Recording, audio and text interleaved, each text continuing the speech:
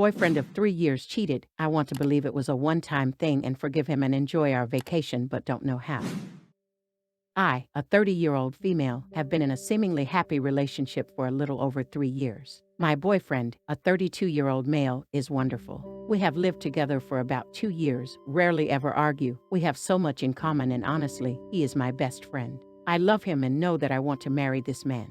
He flew to his hometown yesterday. I flew down this morning, and we are both catching a plane in the morning to go on vacation together for 6 days with 2 other friends of ours. Everything is paid for and cancellations are not possible at this last minute. I've been in our hotel room bawling my eyes out and dry heaving for the past 2 hours. I Uber from the airport, and when he came down to help me with my bags, I immediately knew something was wrong. He looked like hell and was visibly nervous. Once we got into the hotel room, he started tearing up and told me he had something to tell me, that he knows I'm going to leave him, but he can't keep a secret like that from me. He explained how he and a few of his childhood friends all went to a bar and he ran into a girl he went to college with.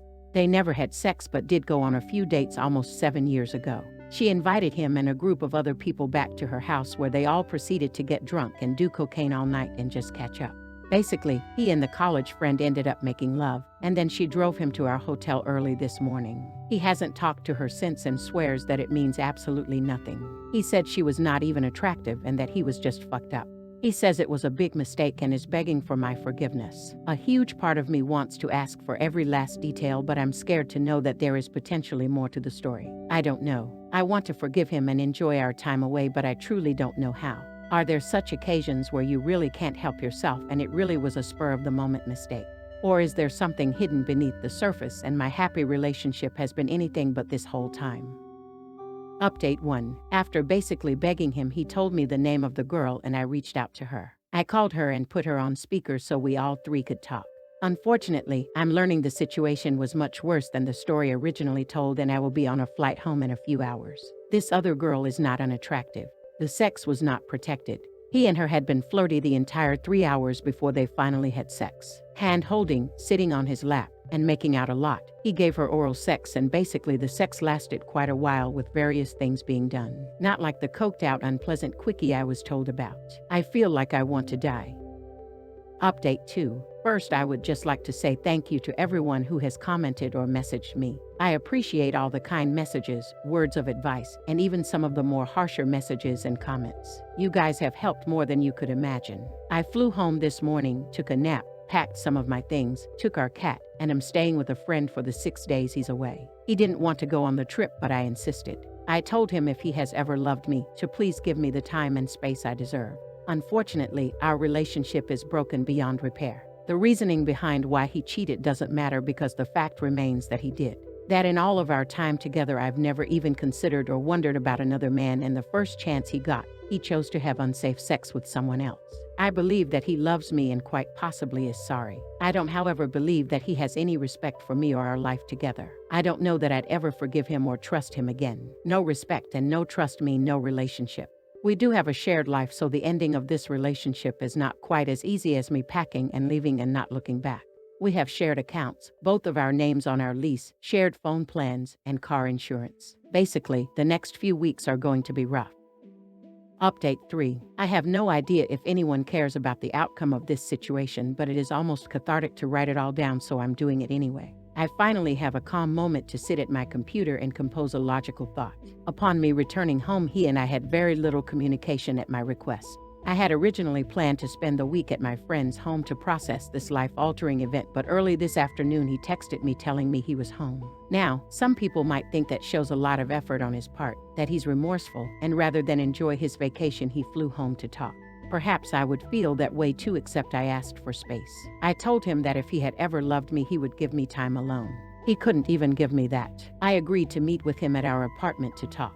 I only wanted to talk about and sort out all the details. Our finances, home, etc. We agreed on paying to break our lease, to stay on the insurance policy and phone plan together for now but unenroll autopay so we're able to make our payments separately. I also asked for him to reimburse me for what I paid for the vacation from hell. I wanted to wrap things up enough at that moment to where I would have to see and speak to him as little as possible. I know that some communication in the future will be inevitable, but right now I can't deal with it. I told him he can stay in our apartment until we have to leave. I packed some more of my things and left. I don't know if he looked upset or if he was crying. I honestly barely heard anything he had to say because I was so enraged at the person in front of me, a complete stranger. I don't know if the past 3 years were all a lie. I don't know if he has cheated before or if he would cheat on me again. All I am sure of is that he was capable of lying and cheating now. I refuse to be another cautionary tale of a woman who loved someone more than herself, so she forgave a cheater only to be cheated on again. There is a big difference between guilt and remorse.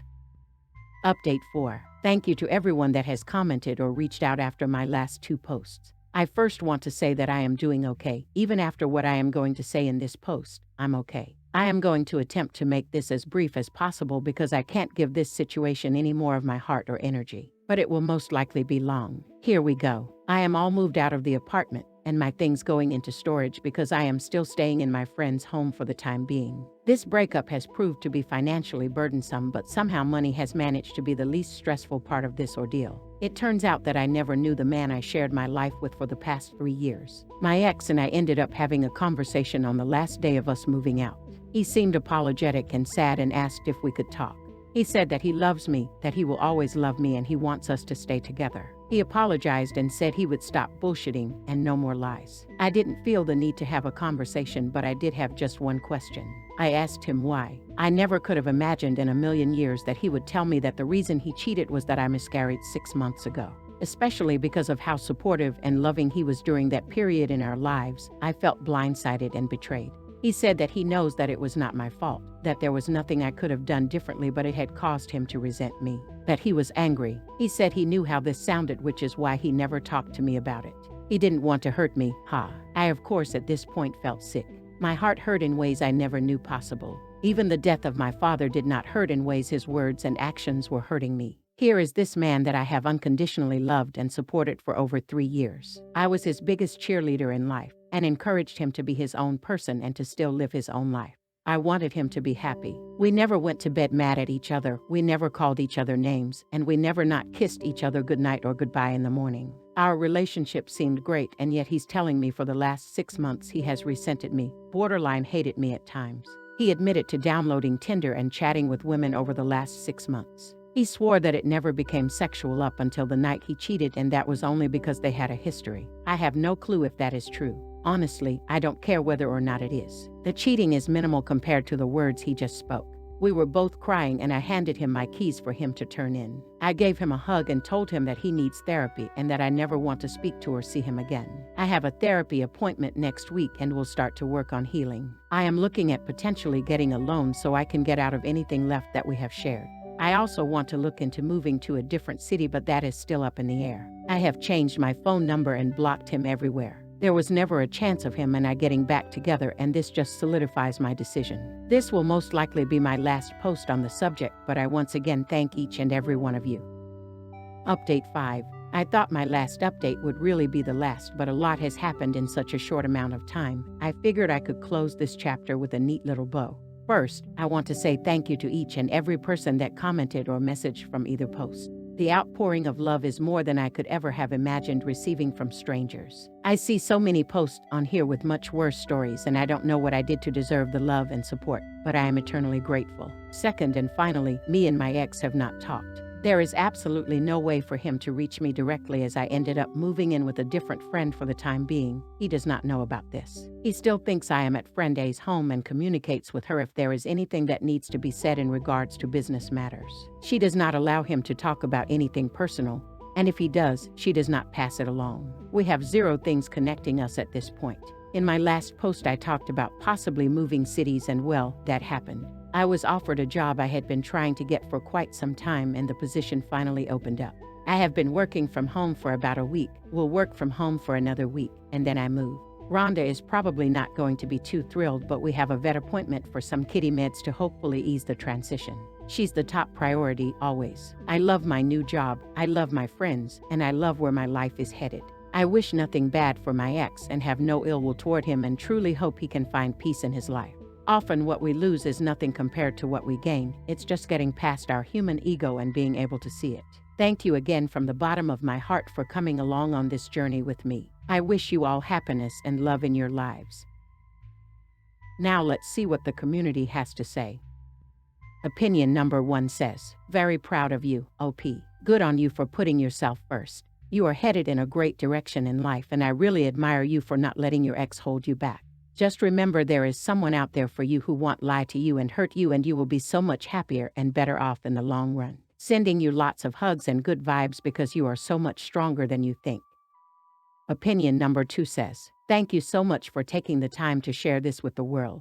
Your experience can serve as inspiration to someone else who cannot be as strong as you are. You are truly remarkable. You made the absolute right decision to move on with your life even though your heart was breaking. I know myself. Been there, done that. Once the trust is gone, it's gone forever, and no amount of wishing and wanting will ever bring it back. There is an amazing, loving man out there who will be incredibly honored to meet you in the future, and he will treat you with the respect you deserve. Big hugs to you. Opinion number 3 says, I don't even know if he actually felt resentment towards her, or if in his idiotic attempt to somehow garner sympathy he just made that shit up thinking it would make his cheating sound less bad. I just can't wrap my head around his logic regardless of what the true version of events is. Sorry I cheated on you. To show how sorry I am going to admit to resenting you for something beyond your control and then emotionally cheating on you and hating you for the last 6 months. Or sorry I cheated on you. To show how sorry I am going to invent a horrible excuse that blames you for my cheating, thus you can't leave me. Bravo to OP for not entertaining any of his excuses before he even started providing them. How about you guys? What do you guys think about this whole situation, and what would your advice be for OP? Let's all discuss in the comments section below.